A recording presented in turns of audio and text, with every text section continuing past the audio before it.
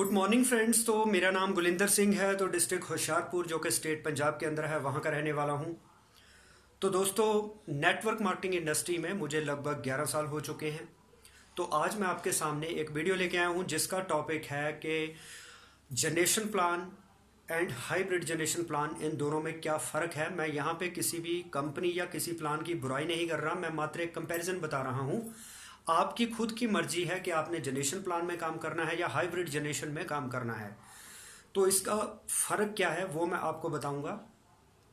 इसके अलावा मैं ये कहना चाहूँगा कि जब नोकिया कंपनी नंबर 1 कंपनी थी, तो वो नंबर 1 क्यों थी? क्योंकि लोग कहते थे कि गांव के अंदर यहाँ पे टावर दूर है, वहाँ पे भी रेंज पकड़ता था, और दूसरा इसका बैटरी बैकअप बहुत ज़्यादा था। तो इसलिए लोग नोकिया को ही लेना पसंद करते थे, किसी अदर कंपनी के फ़ोन को जल्दी नहीं लेते थे। लेकिन आज के समय में नोकिया का फ़ोन कोई लेना पसंद नहीं करता। तो ऐसा क्यों हुआ? नोकिया जैसा जो एक लीडिंग लीडर था, आज वो मार्केट से आउट क्यों हो गया? मैं आपको बताना चाहूँगा कि उसने समय के हिसाब से अपने आप में बदलाव नहीं किया। तो हुआ क्या, जब एंड्रॉयड टेक्नोलॉजी जिस बंदे ने बनाई वो नोकिया के पास सबसे पहले गया। उसने कहा कि आप अपने फ़ोन के अंदर मेरी टेक्नोलॉजी को ऐड करिए। इससे होगा क्या कि आपके फ़ोन की बिक्री और बढ़ेगी, आपको मार्केट से कोई रिप्लेस नहीं कर पाएगा। लेकिन जिस समय आदमी का काम चल रहा होता है वो ईगो में होता है, वो किसी की बात नहीं सुनता। तो नोकिया के साथ भी ऐसा ही हुआ। उसको लगा कि एक एंड्रॉयड टेक्नोलॉजी जिस बंदे ने बनाई है, जो हमारे नाम के सहारे अपना नाम बनाना चाहता है, तो ये इसलिए हमारे साथ जुड़ना चाहता है ताकि इसका हमारे चक्कर में इसका भी नाम ऊपर हो जाए। तो उन्होंने उसको मना कर दिया। लेकिन एंड्रॉयड टेक्नोलॉजी के मालिक को पता था कि मैंने क्या टेक्नोलॉजी बनाई है। तो एंड्रॉयड टेक्नोलॉजी का जो पर्सन था वो सैमसंग के पास चला गया। तो सैमसंग ने ठंडे दिमाग से सोचा कि अगर हम इस टेक्नोलॉजी को अडॉप्ट करते हैं तो फ़ायदे क्या होंगे, अगर इसको मना करते हैं तो नुकसान क्या होंगे। सैमसंग ने जब दोनों पहलू को सोचा तो उसने एंड्रॉयड के साथ हाथ मिलाया। उसने ये नहीं सोचा कि एक आम आदमी अपनी टेक्नोलॉजी को हमारे जरिए मशहूर करना चाहता था। उन्होंने ये देखा कि अगर इसके साथ हाथ मिलाते हैं तो इसका भी फ़ायदा है, हमारा भी फ़ायदा है, तो मिलके हम बड़ा कर सकते हैं। तो नोकिया सैमसंग ने एंड्रॉयड टेक्नोलॉजी को अपने फ़ोन में इंस्टॉल किया। तो उसका रिजल्ट ये निकला, सैमसंग लीडिंग लीडर बन गया और नोकिया मार्केट से बाहर हो गया। तो नोकिया को मार्केट में दोबारा से आने के लिए उस टेक्नोलॉजी एंड्रॉयड टेक्नोलॉजी का दोबारा से सहारा लेना पड़ा जिसको उसने रिजेक्ट किया था। लेकिन समय के बाद अपने आप को बदलने से नोकिया आज मार्केट नहीं बना पा रहा, वो मार्केट से आउट हो गया। तो इसी तरह जो लोग समय के अनुसार डिसीजन नहीं लेते हैं वो सारी ज़िंदगी भटकते रहते हैं, वो कभी कामयाब नहीं हो पाते। तो मार्केट में बहुत सारी कंपनियां आती हैं जाती हैं, लेकिन कुछ लोग लकीर के फ़कीर होते हैं कि वक्त बने रहते हैं कि मुझे तो यही कंपनी करनी है, मैं अदर कंपनी नहीं करूँगा, नई कंपनी का क्या पता चले ना चले। तो मैं ये बताना चाहूँगा, जो आज इंडिया की कुछ कंपनियां हैं जिनको नंबर 1 नंबर 2 कहा जाता है, तो ऐसी कंपनियां भी किसी समय नई आई थी।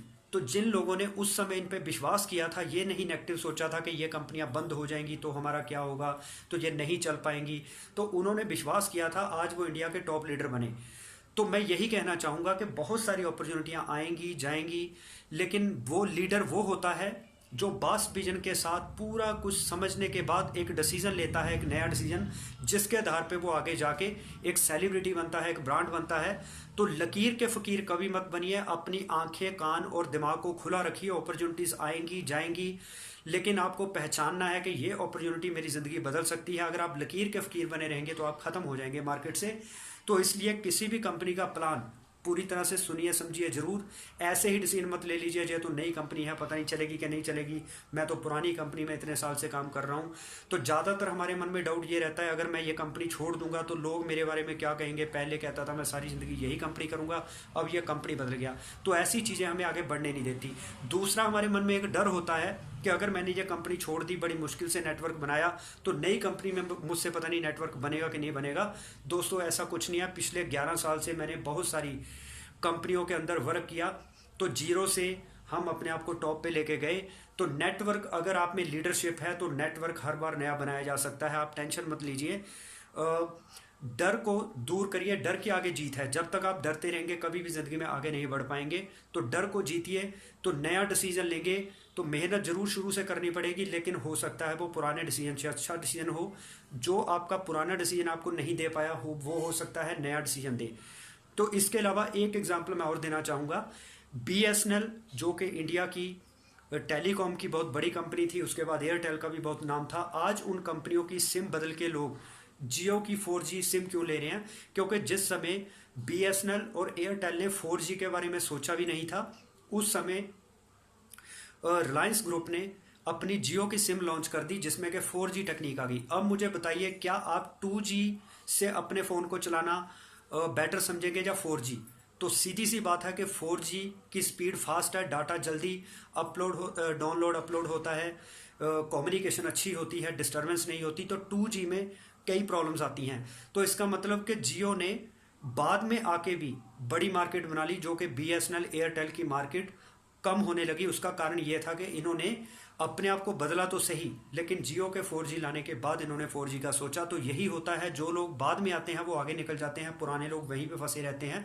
उसका कारण है वो नया डिसीजन लेने से डरते हैं, तो अपने आप को बदल नहीं पाते, सोच छोटी रखते हैं, सोच नेगेटिव रखते हैं। तो अगर आप ज़िंदगी में कुछ बड़ा करना चाहते हैं तो डिसीजन तो आपको लेने पड़ेंगे। कहते हैं कि तजुर्बा आपको गलत फैसलों से बचाता है, लेकिन तजुर्बा गलत फैसलों से ही आता है। तो किसी भी आदमी के पास अगर बड़ा तजुर्बा है तो वो गलत फैसले कर करके ही आता है। कभी भी सफलता एक रात में नहीं मिलती। तो जब आप बार बार गलतियां करते हैं, उसको सुधारते जाते हैं, सफल होते हैं, तब जाके आपको सफलता मिलती है। तो इसलिए आपको डिसीजन लेना पड़ेगा।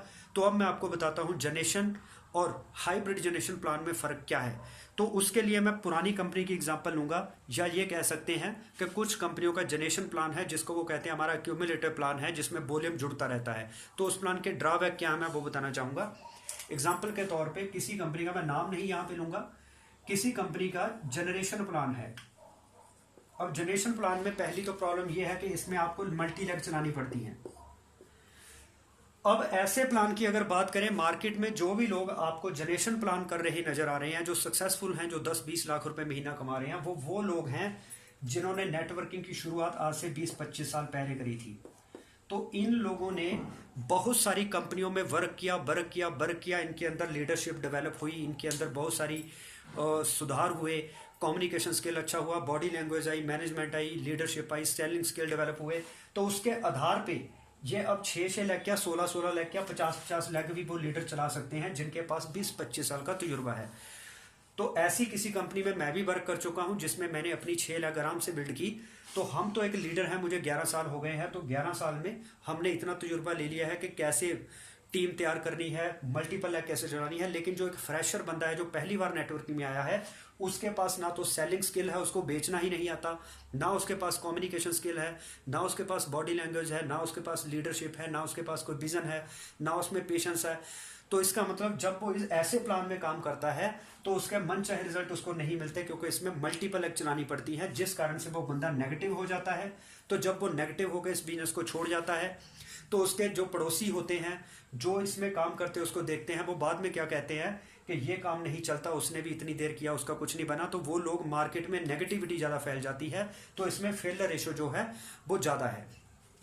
तो इसलिए जनरेशन प्लान के अंदर ज़्यादा लोग जो फ्रेशर होते हैं वो कम ही कामयाब हो पाते हैं। बहुत चंद लोग हैं जो इसमें कामयाब हो पाते हैं, लेकिन उनके पास 20-25 साल की लीडरशिप क्वालिटी है। तो इसके बाद अब जो क्यूमुलेटिव जनरेशन प्लान है, जिसमें कहा जाता है कि क्यूमुलेटिव बिजनेस प्लान जो है उसमें कहा जाता है कि आपका वॉल्यूम कभी भी जीरो नहीं होता, आपका बिजनेस जुड़ता जाता है। तो वो बिजनेस के आधार के ऊपर आपका रैंक जो है वो प्रमोट होता जाता है। जैसे मान लो एग्जांपल के तौर पे आप किसी भी कंपनी में 20% लेवल पे पहुंच गए, 5% से आपने शुरू किया था, तो आपका बढ़ता बढ़ता 8% हुआ, 10% हुआ, 15% हुआ, 18 और 20, इस तरह से आप आगे रैंक प्रमोट होता गया। उसमें पुरानी और नई सेल जुड़ती गई, जिसको कहते हैं कुमुलेटिव। एक महीना, दूसरा महीना, तीसरा, थोड़ा थोड़ा आप काम करते गए, आपका लेवल 20% हो गया। तो अब मान लीजिए आप चले गए 20% लेवल पे, तो अब आप चले गए 20% लेवल पे। तो जिस तरह से आप धीरे धीरे 20% लेवल पे 5 से 20 पर चले गए, इसी तरह धीरे धीरे आपकी टीम 5% से 20% लेवल पे आ जाएगी। तो जब आपकी सभी लग 20% पे आ गई, तो इसका मतलब आपका जो परफॉर्मेंस बोनस था, जो आपकी टीम और आपके बीच में डिफरेंस था 20% में, वो अब हो गया 0। तो तो इसका मतलब अब आपको परफॉर्मेंस बोनस मिलना बंद हो जाएगा। तो क्यूमुलेटिव प्लान की सबसे बड़ी प्रॉब्लम ये है कि इसमें एक नए आदमी की पहली इनकम ही उसको मिलती है, इसके अलावा उसको कोई भी car fund, house fund, travel fund, leadership bonus, business bonus या कोई और इनकम नहीं मिलती। उसको मात्र एक ही इनकम का सहारा होता है, वो होती है परफॉर्मेंस बोनस। तो वो धीरे धीरे कम होने लगता है क्योंकि नीचे वाले बंदे का लेवल बढ़ता जाता है तो ऊपर वाले बंदे का लेवल, वो डिफरेंस घटता जाता है, जिस कारण से उसका एक टाइम ऐसा आता है जब दोनों का लेवल बराबर हो गया तो ऊपर वाले बंदे को अब परफॉर्मेंस बोनस मिलना बंद हो गया, तो उसकी एक इनकम जो बंद हो गई। लेकिन यही अगर प्लान क्यूमुलेटिव ना होता, जैसे कुछ कंपनियां हैं इंडिया के अंदर, एमबे कंपनी जैसे है, उसका क्यूमुलेटिव प्लान नहीं है, उसमें हर महीने जो आपका लेवल काउंट होता है वो उस महीने की सेल के ऊपर आधारित होता है, ना कि सभी महीनों की जोड़ के होता है। तो इस प्लान को मैं क्यूमुलेटिव प्लान से बेटर मानता हूं। वो कैसे? एग्जाम्पल के तौर पे इसमें एक स्लैब बनी होती है कि अगर आपने, मान लो एग्जाम्पल के तौर पे मैं ऐसे ही एक एग्जाम्पल ले लेता हूं कि आपने अगर 10 रुपए से लेके 10,000 रुपए तक बिजनेस किया तो आपका लेवल होगा 5%। मैं एग्जाम्पल दे रहा हूं, ये एग्जैक्ट कैलकुलेशन उस कंपनी के प्लान के हिसाब से ही आपको पता चलेगी। ये मैं एक एग्जाम्पल ले रहा हूं जस्ट। तो जब आपका वॉल्यूम 10,001 हो जाता है तो आपका लेवल हो जाता है 8%। तो यहाँ पे 50,000 तक आपका 8% रहेगा। तो इसके बाद आपका लेवल हो जाता है मान लो 10 या 11%।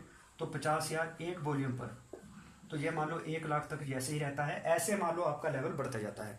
तो अब हुआ क्या कि आपकी इस लेग ने काम किया, इसने भी काम किया, बाकी ने नहीं किया, तो मान लो आपका लेवल हो गया एक तरह से 10%।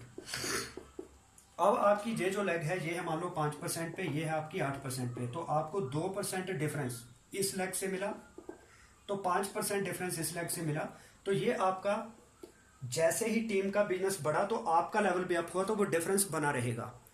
तो अगर अगले महीने ये भी काम करती है दोनों लेग, तो अब मान लो यहाँ पे भी इसका 5% लेवल है, इसका 8% है, तो इनके काम करने से आपका लेवल हो गया एग्जाम्पल के तौर पे 15%। तो अब आपका डिफरेंस इन लेग्स में से, यहां से आपका हो गया 10%, यहां में से हो गया आपका 7%, यहां फिर आपका फिर हो गया 10%, यहां पे आपको हो गया 7%। तो आपका ज्यादा लेग पे काम होने से आपका डिफरेंस जो है वो, क्योंकि आपका लेवल अप हो गया, आपकी टीम का लेवल छोटा है, तो आपको परफॉर्मेंस बोनस ज्यादा मिलता है। जैसे ही टीम का वॉल्यूम कम हुआ तो उनका लेवल भी डाउन हुआ, आपका लेवल भी थोड़ा सा, लेकिन ये डिफरेंस जो है ना परफॉर्मेंस बोनस, ये आपको लाइफ टाइम मिलता रहेगा, क्योंकि इसमें कभी वॉल्यूम अप होगा कभी डाउन होगा, तो इससे आपका चेक आता रहेगा परफॉर्मेंस बोनस का। लेकिन क्यूमुलेटिव प्लान में क्योंकि नीचे की टीम भी 20 पे है, आपकी भी 20 पे है, तो इनकम हो गई आपकी 0। तो इसको कौन सी नेटवर्किंग कहेंगे? जिसमें आपकी जोड़ी हुई टीम कंपनी को तो बिजनेस दे रही है, लेकिन आपकी और आपकी टीम का डिफरेंस ना होने के कारण आपको इनकम ही नहीं मिल रही। जबकि कंपनी को आप बिजनेस दे रहे हैं 2 लाख रुपए का, 5 लाख रुपए का, लेकिन आपको परफॉर्मेंस बोनस कंपनी नहीं दे रही। तो मुझे बताइए कि कौन सा नेटवर्क मार्केटिंग हुई?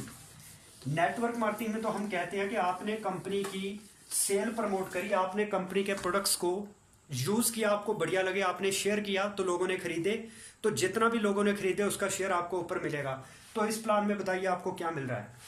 तो ऐसे प्लान, क्यूमुलेटिव प्लान, इसमें परफॉर्मेंस बोनस आपको थोड़े टाइम मिलता है, उसके बाद वो घटता जाता है, एक टाइम आता है आपका वो बंद हो जाता है। उसके बाद आपके ऊपर एक कंडीशन लगा दी जाती है, वो मैं एग्जैक्ट वैल्यू नहीं बताऊंगा क्योंकि मैं किसी कंपनी का नाम नहीं यहाँ पे लेना चाहूंगा। एग्जाम्पल के तौर पे इस प्लान के अंदर एक कंडीशन लगा रखी है कि आपको अपनी एक लेग में लीडरशिप बोनस लेने के लिए कम से कम मान लो 6,000 पीवी करने हैं, 6,000 पीवी का काम करना है। तो दूसरी लेग जो जितनी भी बाकी लेग है नॉन डायरेक्टर लेग, वहां से आपको करने हैं साइड मेंटेन। तो आपको करने हैं एग्जाम्पल के तौर पे आज सिल्वर डायरेक्टर 1501 पीवी। अब मैं ये एग्जाम्पल दे रहा हूं, ये किसी कंपनी का नाम नहीं है, इसमें ये जनरेशन प्लान की मैं एक कैलकुलेशन या कंपैरिजन बता रहा हूं। अब मान लीजिए आपकी ये लेग तो 6,000 पीवी कर देती है, लेकिन इस लेग के अंदर आपका 1201 पीवी हुए, तो क्या आपको ऊपर इनकम मिलेगी? परफॉर्मेंस बोनस तो मिलेगा नहीं क्योंकि आपका टीम के साथ डिफरेंस 0 है, वो इनकम आपको मिलेगी नहीं। बात करें एलओबी की, तो लीडरशिप बोनस की, तो क्योंकि आपके 300 पीवी नहीं हुए तो कंपनी आपके किए हुए काम का इनकम आपकी 0 करती है, यहाँ पे आपको 0 पैसा मिलेगा। तो यहाँ पे ये पैसा लेने के लिए आपको जो 300 पीवी रहते हैं वो करने पड़ेंगे। मुझे बताइए कि जब आप 30 दिन कोई जॉब करते हैं, उसमें 30 दिन में से आपने 3 दिन छुट्टी कर ली, तो क्या अब आपको कंपनी 27 दिन की सैलरी नहीं देगी? तो 27 दिन आपने काम किया कंपनी के लिए, तो आपको यहाँ पे 27 दिन का भी पैसा मिलना चाहिए। लेकिन ये ऐसा क्या प्लान हुआ जिसमें आपके ऊपर एक कंडीशन लगा दी कि अगर आपने यहाँ पे पूरा महीना 25 दिन मेहनत की, 5 दिन किसी कारण से आप काम नहीं कर पाए, आपके 300 पीवी रह गए, तो आपका पैसा जीरो हो गया। मुझे बताइए, कंपनियां कहती है हमारा प्लान लीगल है, गवर्नमेंट के नॉर्म्स पे चलता है, तो मुझे बताइए जिस बिजनेस के अंदर पूरा महीना आदमी ने मेहनत की, लास्ट में उसने थोड़ी सी कंडीशन फुलफिल नहीं हो पाई किसी कारण से, उसकी इनकम जीरो हो गई, क्या ये टीम उसने नहीं बनाई? जब एक कंपनी ने उसको टीम दी, ये टीम भी उसकी है, यहाँ भी टीम उसकी है। यहाँ पे तो वो दे रहा है 2 लाख रुपए बिजनेस, यहाँ पे उसने दे दिया मान लो 50,000 का बिजनेस, तो यहाँ पे उसको कुछ भी नहीं मिला, यहाँ पे कुछ भी नहीं मिला। मुझे बताइए ये प्लान कैसे लोगों को कामयाब करेगा?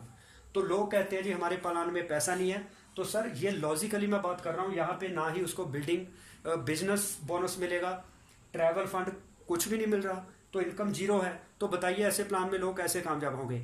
ये वही हो गया जैसे नोकिया का था, उसने अपने आप को अपडेट नहीं किया। कंपनियां 20-20 साल पुराने प्लान को ही आज भी चला रही हैं, जबकि आज जमाना आ गया 4G का, वो 2G लेके चली हुई हैं।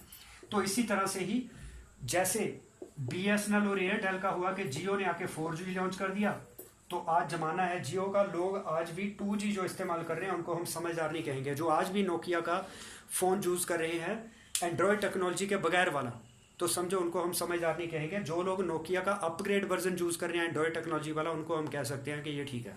इसके अलावा अब आती है बारी हाइब्रिड जनरेशन प्लान की। तो ऐसे प्लान के अंदर जो भी आपका बिजनेस वॉल्यूम है उसका पैसा मिल गया तो मिल गया, अगले महीने आपको फिर जीरो से मेहनत करनी पड़ेगी। तो ये इस प्लान की प्रॉब्लम है। तो जो हाइब्रिड जनरेशन प्लान है, इसमें आपको 6-6 लेग नहीं चलानी, 16-16 लेग नहीं चलानी, इसमें आपको 2 ही लेग के अंदर काम करना होता है। कुछ लोग भ्रम फैलाते हैं मार्केट के अंदर कि ये प्लान लीगल प्लान नहीं है। सर लीगल प्लान कैसे नहीं है? मैंने वहां पे भी बताया है कि आदमी सेल तो दे रहा है 3 लाख की, उसको इनकम मिली जीरो, अगर वो कंडीशन फुलफिल नहीं करता तो कंपनी उससे मेहनत भी करवाई, उसको दिया भी कुछ नहीं किया, वो लीगल प्लान है? कौन कहता है वो लीगल है? तो यहां पे अगर बात करें तो इसको कंपनी इलीगल कैसे बोलती हैं? ये प्लान भी लीगल प्लान है, गवर्नमेंट के अंडर ही चल रहा है, कंपनी गवर्नमेंट ने रजिस्टर्ड की है, सारा कुछ है। तो अब मैं यहाँ पे हाइब्रिड प्लान की बात करता हूं। यहां पे 2 तरीके से कंपनी इनकम देती है। पहला है प्लान ए। प्लान ए में कंपनी कहती है जो उन लोगों के लिए है जो कहते हैं हम तो एक बार सामान खरीदेंगे, उसके बाद अगर हम नहीं भी खरीदते तो जिन लोगों को हमने जोड़ा उसके आधार पे हमें पैसा आना चाहिए। तो यहाँ पे कंपनी कहती है कि आपने इस बंदे की 1000 बीवी के साथ शॉपिंग करवाई तो आपको 100 रुपये मिले। यहाँ पे आपने 4000 बीवी के साथ शॉपिंग करवाई तो आपको इसका सीधा 400 रुपये मिल गए, तो आपको 500 रुपये आए। मतलब कि दोनों लोगों को आपने चाहे दूसरी लेग में जोड़ा, एक लेग में जोड़ा, उसका कोई लेना देना नहीं, चाहे एक लेग में जोड़ा दोनों को, चाहे 2 लेग में जोड़ा, आपको मिले 500 रुपये। तो मुझे बताइए तुरंत काम करने से तुरंत पैसा मिला। दूसरी बात, यहाँ पे आपको मिला मैचिंग बोनस। ये पेयर मैच हुआ तो आपको 15% शेयर 150 रुपये ये भी है, तो आपको 650 रुपये मिल गए।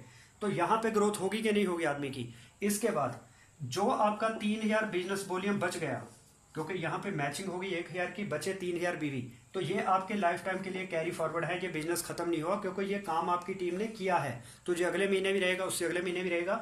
अब आपने 2 महीने काम नहीं किया, आपने तीसरे चौथे महीने यहाँ पे एक आदमी की 2000 बीवी के साथ ज्वाइनिंग करवा दी, तो आपको यहाँ पे मिल गया 200 रुपये, और साथ में आपका 2000 का बिजनेस वॉल्यूम मैच हुआ, 1000 जो पॉइंट बचे वो आपके अगले महीने के लिए फिर से कैरी फॉरवर्ड हो गए, खत्म नहीं हुए। तो यहाँ पे आपको 15 दून 300 रुपये ये भी आए पेयर मैचिंग के, तो आपको 500 रुपये यहाँ पे फिर मिले। तो मुझे बताइए क्या जो बाकी कंपनियां जनरेशन प्लान चला रही हैं, क्या उसमें ऐसा कभी हुआ कि आपका वॉल्यूम जो है कैरी फॉरवर्ड होता रहे, कि जो आपका बिजनेस वॉल्यूम बच गया उसका पैसा अगले महीने देंगे? क्या ऐसा हुआ? नहीं होता। तो वहां पे आप मेहनत ज़्यादा कर रहे हैं, आउटपुट कोई नहीं आएगी क्योंकि बिजनेस कैरी फॉरवर्ड नहीं है। तो तीसरी चीज़, जैसे जनरेशन प्लान के अंदर मैंने काम किया, मैंने वहां पे 6 लेग चलाई।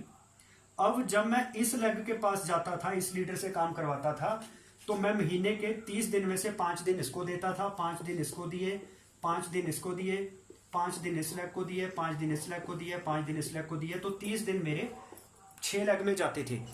अब अगर मैं इस टीम को टाइम देता था तो अगले जो 5 लेग है उसको टाइम नहीं मिलता था। मतलब अगर इनको 5 दिन दे दिए तो अगले 25 दिन अदर लेग में जाएंगे, तो इस टीम की बारी 1 महीने बाद आएगी। तो 1 महीने बाद जो लीडर सो गए होंगे, फिर इसको 1 महीने बाद टाइम मिलेगा। ये कभी भी लीडर में मोमेंटम आ ही नहीं पाएगा, क्योंकि यहाँ पे टाइम डिवाइड हो गया एक लीडर का। तो सारी टीम को टाइम भी कम मिला और लीडर की भागदौड़ ज्यादा रही।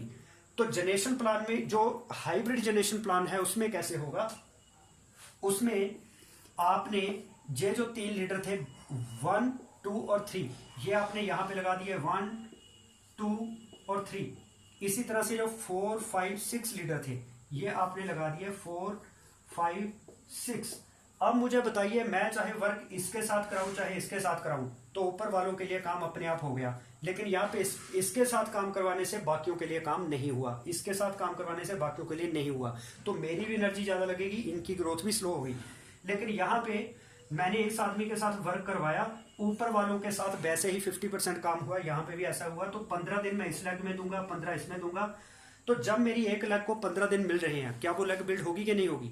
दूसरी लेग को 15 दिन मिल रहे हैं, वो लेग बिल्ड होगी कि नहीं होगी? लेकिन यहाँ पे हर एक लेग को 5 दिन मिल रहे हैं, तो लीडर कभी भी डेवलप नहीं होंगे।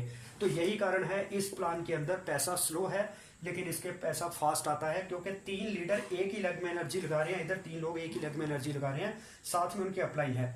तो यहाँ पे अपलाइन और एक लेग के बंदे ही जोर लगा रहे हैं, यहाँ पे दूसरी लेग के, तीसरी लेग के। तो यहाँ पे वो ग्रोथ नहीं मिल पा रही जो ग्रोथ इस प्लान के अंदर मिलेगी। तो इसमें वॉल्यूम जो है वो लगातार कैरी फॉरवर्ड होता रहेगा। जितनी मैचिंग हो गई पैसा मिल गया, बाकी जो बचा वो अगले महीने मैचिंग कर लीजिए। तो ये है हाइब्रिड प्लान। तो इसके साथ अब आता है रीपरचेज।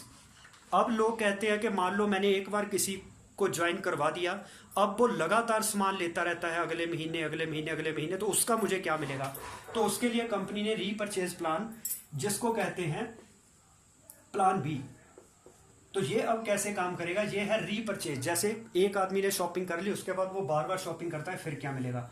इसके अंदर कंपनी ने क्या किया कि कस्टमर को एक बेनिफिट दे दिया कि आप 2500 का सामान 6 महीने लीजिए, 7वें महीने आपको 5000 का सामान फ्री मिलेगा। अब कस्टमर मोटिवेट है कि मैं जो बाजार से सामान लेता था मुझे डिस्काउंट भी मिल रहा है, और साथ में 6 महीने सामान लेने से 7वें महीने मुझे फ्री मिलेगा। और घर की जो चीज़ें हैं, शैम्पू, साबुन, paste, Surf, dish wash, hand wash, face wash, creams वगैरह, floor cleaner, toilet cleaner, glass cleaner, masala है, मिर्ची है, लेडीज़ के सैनिटरी नैपकिन है, हल्दी है, धनिया है, एग्रीकल्चर के प्रोडक्ट है, हेल्थ फूड्स है, हेल्थ सप्लीमेंट है। तो मतलब यहाँ पे कस्टमर सेटिस्फाइड है कि मुझे मार्केट के रिलेटेड प्रोडक्ट जो हैं कम दाम में और स्कीम के साथ मिल रहे हैं। तो अब आपके साथ 2 लोगों ने ये शॉपिंग शुरू कर ली, लेफ्ट और राइट। यहाँ पे कंपनी आपको मैचिंग का पैसा देती है, जितनी जितनी मैचिंग होती है कि आपको पैसा मिलता जाएगा। तो इसको कहते हैं हाइब्रिड जनरेशन प्लान। इसके बाद कंपनी ने एक और इनकम इसमें ऐड की हुई है। वो इनकम क्या है? जैसे ओल्ड कंपनी के अंदर, जैसे मेरी ओल्ड कंपनी थी एबीसी कंपनी, उसके अंदर मेरी जो सिस्टर है वंदना, मेरी सिस्टर ने फेसबुक के थ्रू एक लड़के को ज्वाइन कराया अयोध्या में। वही लड़के ने आगे लखनऊ के अंदर एक लेडी को ज्वाइन करवा दिया। तो अब हुआ क्या? जो जनरेशन प्लान था जिसमें मल्टीपल लेग चलानी थी, अब जो मेरी सिस्टर है उससे अपनी अदर लेग में लीडर ज्यादा नहीं जुड़े, तो वो वहां पे उससे साइड मेंटेन नहीं हुई। अब जो ये लीडर है, इसका चेक बना 22,000 रुपए का, इसका चेक भी बना इसका भी चेक बना 22,000 का। अब ये मेरी सिस्टर ने ये बंदे अपनी टीम में लाए जो आज कंपनी को बिजनेस वॉल्यूम दे रहे हैं। क्या इसको कोई पैसा मिलना चाहिए कि नहीं मिलना चाहिए? तो हुआ क्या? इसकी इनकम है 0। इसके नीचे वालों को भी 22,000 आया, ऊपर मुझे भी अच्छा पैसा आया।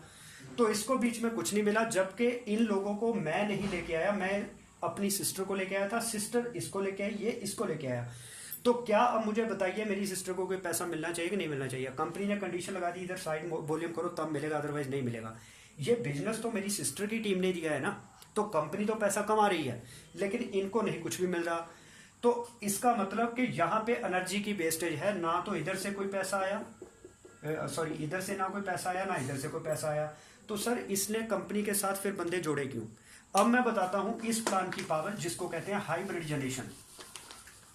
अब मेरी सिस्टर ने मान लो यहाँ पे एक पर्सन लगाया, ए पर्सन, जैसे यहाँ पे भी जो जनरेशन प्लान था उसमें भी ऐसे हुआ। एक मेरी सिस्टर ने, ये मेरी सिस्टर है, इसने एक बंदा लगाया, उसने आगे एक और बंदा लगाया, ये अयोध्या से आ गया, ये लखनऊ से लेडी आ गई।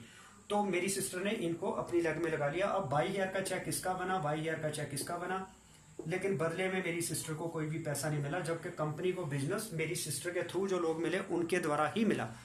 तो मुझे बताइए ये लीगल प्लान कैसे हुआ, जिसमें ये लीडर जिसने टीम बनाई है उसको तो पैसा नहीं मिल रहा, लेकिन नीचे वालों को मिल रहा है, तो कंपनी को पैसा मिल रहा है।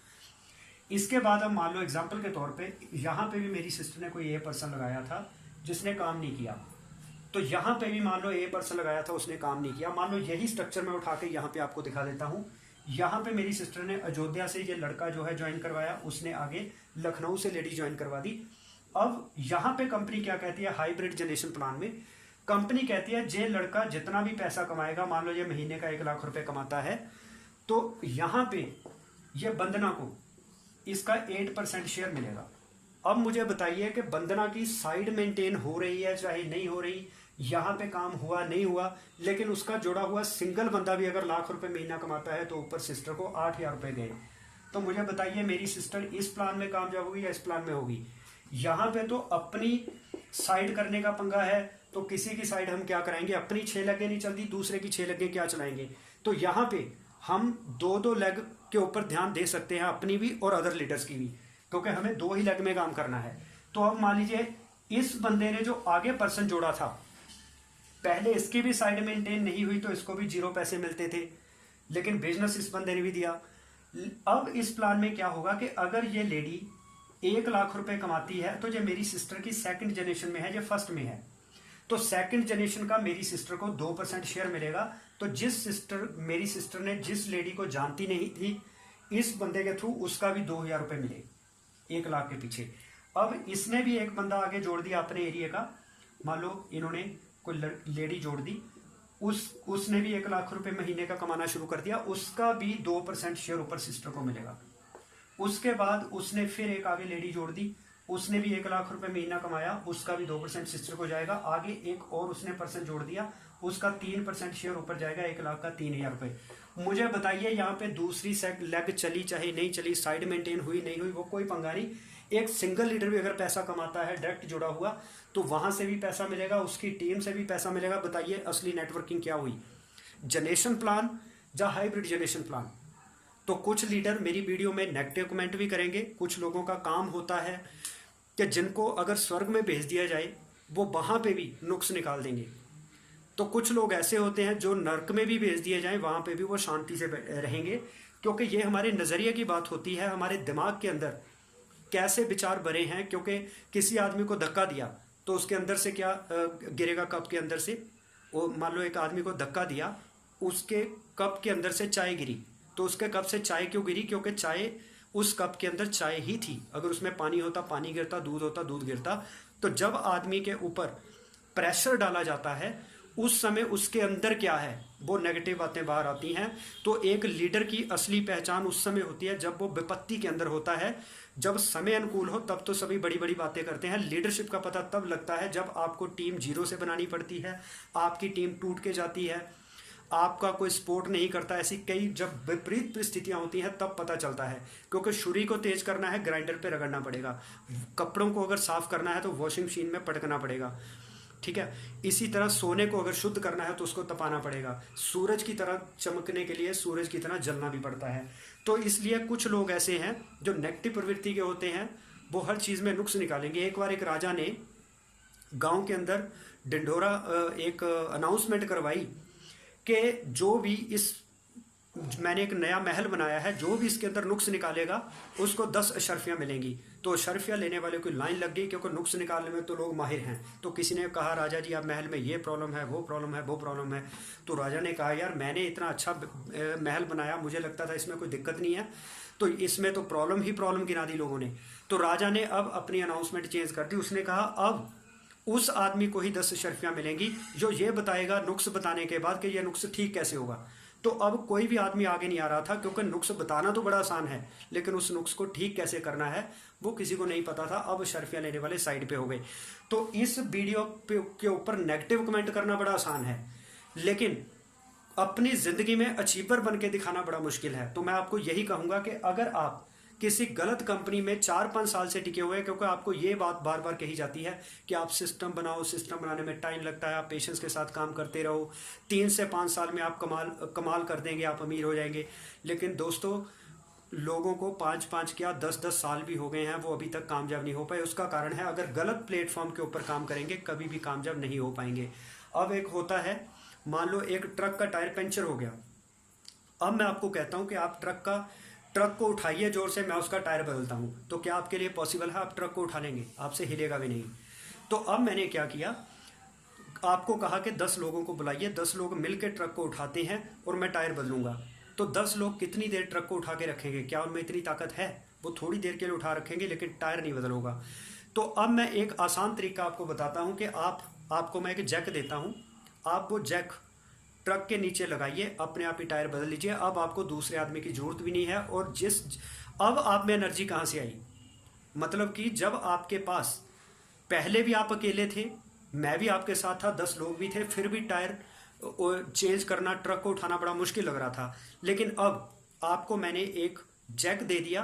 अब आप में एनर्जी कोई ज़्यादा नहीं है, पहले जितनी है, लेकिन अब आपने आराम के साथ ट्रक को उठा दिया। अब जैक जो है वो चाहे 1 साल तक भी ट्रक को उठा के रखे, वो कभी बोलेगा नहीं मैं थक गया, मुझे निकाल लो।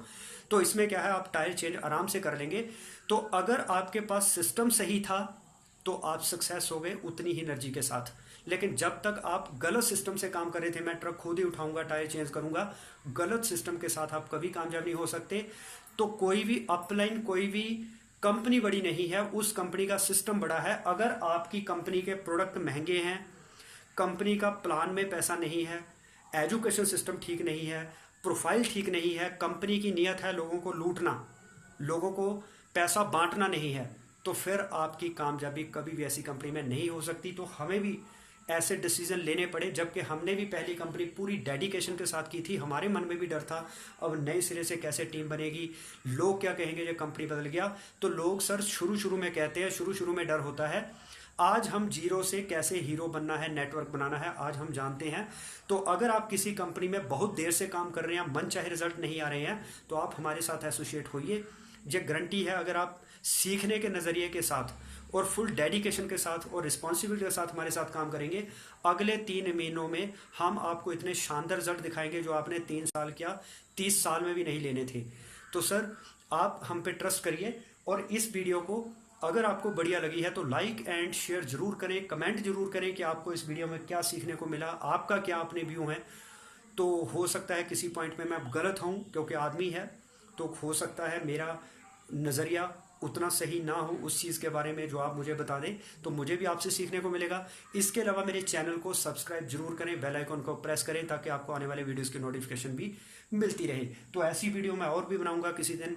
हाइब्रिड जनरेशन और जनरेशन प्लान में अंतर, इसमें कुछ और भी चीज़ें हैं जो मैंने अभी आपको नहीं बताई हैं, तो वो भी आपके साथ क्लियर करेंगे। तो आप लगातार मेरी वीडियोस देखते रहें। तो इन्हीं शब्दों के साथ मैं आपसे विदा लेता हूँ।